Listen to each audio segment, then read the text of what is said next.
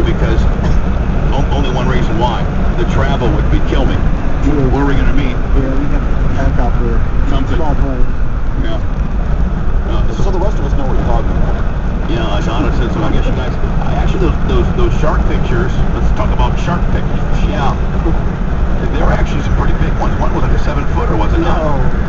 They're like top 4-footer. The one that right. What do you use for bait? Just whatever you can find. Squid, a mullet, sardine. And you just throw it out there and they eventually come? Throw it out there.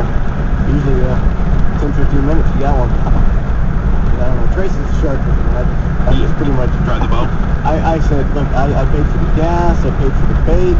I said, I paid for the whole package. You're gonna bait my hook. You're gonna take my shark off for me. So you're that blue-blooded guy. Yeah. Son, I love it. Son, bait my hook. That's I just great. think that when my hook is there, I go, Trace. That's the way to fish, man. I'm not touching that bait. It smells. Trace, bait me. Touching that bait. I'm going to sit here on the boat, drink Miller Lights until I get a bite, and then I'll reel it in. Hurry up, Decade. You're just gonna show me my shirt.